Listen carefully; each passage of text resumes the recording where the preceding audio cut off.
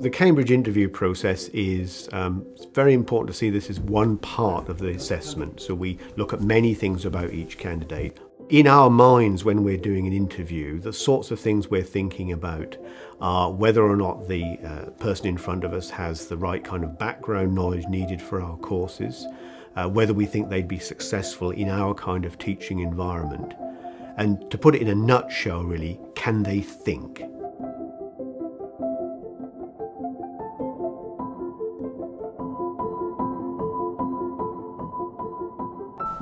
Hello. Hello. Hi. Let's take a seat.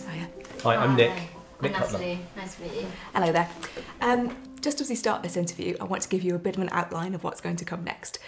So we're going to start off with a question from Nick, and then we're going to talk a little bit about some unseen material. At the end of the interview, there'll be some time for you to ask any questions. If you have any, you don't have to have any. If there's anything that we say that doesn't make sense or that you'd like us to repeat or rephrase, please do just say. We'd be more than happy to do that. Okay? And we will make notes as we go along as well. Please don't be thrown by that. Okay? You shouldn't be surprised to find those interviewing you are taking notes during the interviews. This is because they need to remind themselves of topics which have been covered, both during and in subsequent discussion of the interview performance. What we're expecting out of students in those interviews is firstly that they are listening really carefully to what they're being asked. And we're interested to find out how people are thinking. So in their responses, if they can take us through their own thought processes, then that's great, because it means that we can see how they're exploring those ideas. We'll start off, Angharad, by talking to you about the essays that you've sent in, and then we'll move on to one or two other topics that come out of your personal statement as the interview goes on. In one of your essays, you were talking about the theory of functionalism, that things are kind of designed for purpose. In your archaeological or anthropological reading, have you come across that as an idea, as a sort of a school of thought? Yeah, I've definitely come across that idea, comes across a lot actually. And there's definitely interlinkings between sociology and especially social anthropology and that idea. Like society works as a body through the organs. It's not necessarily something I believe in. I don't think the problem with these kind of broad theories that they generalise too much, I think, and there are too many exceptions. In the arts and social sciences, we will often make use of a student's UCAS personal statement and their supplementary questionnaire that they fill in specifically for Cambridge. We're not evaluating the quality of their writing in the statement, we're asking them to say some more about things they have told us about themselves, about their extracurricular academic engagement, and about their interest in the subject that they want to read. And Harrod, I was interested to see that in your personal statement you mentioned archaeology and that you've been doing some things in that field after you've finished your A-levels. Can you tell me a little bit about what you've been doing and how you've been exploring that area? I think with archaeology I've been trying to build up a broad, like a basic kind of foundation knowledge because I've never studied it. My interest started in programmes about Egyptology and seeing exhibitions of that sort in places like the British Museum. That kind of sparked my interest, so I wanted to try and understand that more through reading introductory books. For a technical interview like natural sciences or engineering or mathematics, then what we're looking for is how teachable they are. We're looking at how interested in the material they are, how they can take an idea and develop that, even if it's something that they perhaps haven't necessarily seen before. So it's going to start by sketching a function, and the function that I'm going to write down you've probably not seen before, but I'm fairly sure that you've all seen the pieces of that function. Okay. So if I write down the function is y is equal to sine x divided by x. Okay? Yeah. And what I would like you to do is sketch the behaviour of that function between minus 2 pi and 2 pi. And so if you can sketch some axes for me and give that a go. First of all, I'm going to start and get some of the main points that I need to work out. So I'm going to start with x is equal to 0. Okay, so if I can just stop you there for a second, because x is equal to 0 is a little bit tricky. So choosing some points is a good idea, absolutely, but we might just come back to that one. So are there any other points that you know the values of? Pi is a fairly good one. Okay. So sine of pi will be 0, and so 0 divided by pi is 0. Excellent. Even when she was getting to the stage of being uncertain about what to draw, and you could see the hesitation, she would nevertheless draw something, and that gave the opportunity to say, well, yes, that's sort of in the right direction, you need to change this a little bit. So that would be... Yeah, have a scribble if it helps. What was this one? That was 2/3. What's this one? That's minus 2/3 of pi. Oh yeah. So that would be more like minus 2/9. Yeah, Good. So that'd be a lot smaller.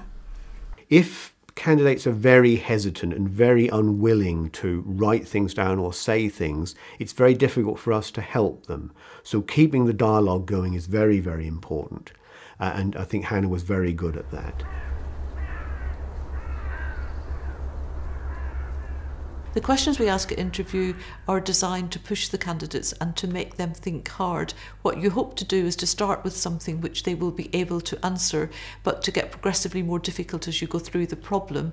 And often the candidate who thinks they haven't done very well will have done well because they'll have actually progressed further through the problem. We would expect candidates by the end of the interview to feel that there was something that they haven't been able to answer. Starting with something that hopefully we've already covered in some degree and you should know, what role do bases actually play in the hereditary nature of DNA?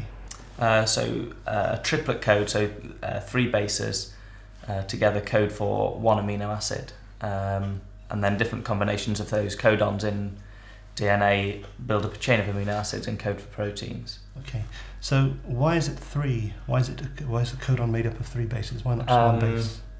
Because the 3 bases are needed so that you can have different combinations to code for different amino acids. There's only 4 bases, so if you only had a single base, you would only be able to code for 4 amino acids. Whereas we have a triplet code which codes for 20 different amino acids. Is it 20? How many combinations can you have with? With 3. I'm going to write something down. Yeah. So. Oliver gave a very positive interview, actually. I think he answered the questions very well. What I particularly liked was that he didn't give up. He kept on trying to work out answers, and he was listening to the information that we were giving him, and you'd see flashes every so often. We go, oh, of course, that's that. I've connected it together. And that's exactly the kind of thing that I'd be looking for. Well, let's think about this. If you have one base, you can obviously code for, as you said, 4 different amino acids, right? So you could have A, T, G, C. If you now have 2, what's the combination? So I've got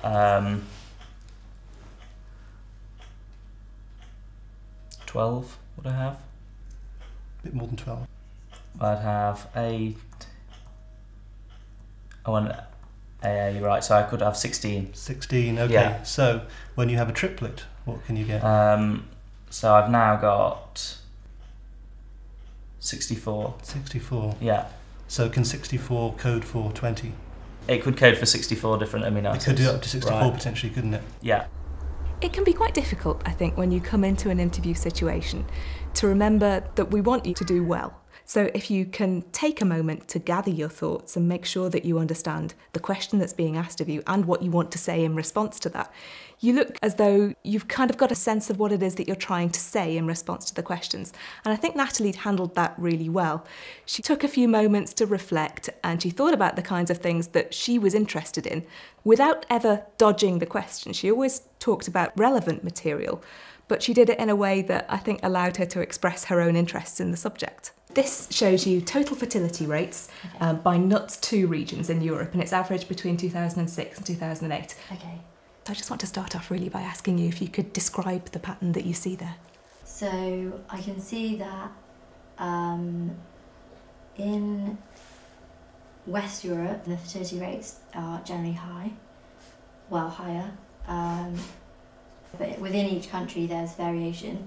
So why do you think the patterns might look the way they do, particularly in Western Europe, which you identified immediately? I'd say cultural factors play quite a big role, so the expectations of how big families could be, and also maybe welfare measures also play a role, so the provisions of the state and how that it may encourage or discourage people to bring up families. I wonder if I could ask you to speculate on what you think this map of total fertility rates will look like in 20 years' time. I would say that possibly the fertility rates in the UK and France might decline a little bit. Why might that be? That might be to do with the changing role of women, so their expectations of their careers, and I suppose it's quite difficult to say because there are so many factors that sort of come into it that you can't really speculate that much until it happens. Okay, certainly a complicated picture. Thank you very much. Thanks. We run a holistic admissions process, so we try and collect as much information as we can about a candidate. A lot of that comes from the paper record, so a record of examinations, for example, the personal statement, the reference from the school. The interview is just one component of that whole process. It's not the be-all and the end-all. It can tell us important information about a candidate, but it's not necessarily the most important factor in our considerations. The single piece of advice I'd give any student coming for interview is to listen carefully to the questions that they're being asked. And if you don't understand a word, ask for clarification. Be yourself as much as possible. We are assessing you to see whether we can teach you effectively. So the more you are like you in your interview, the better.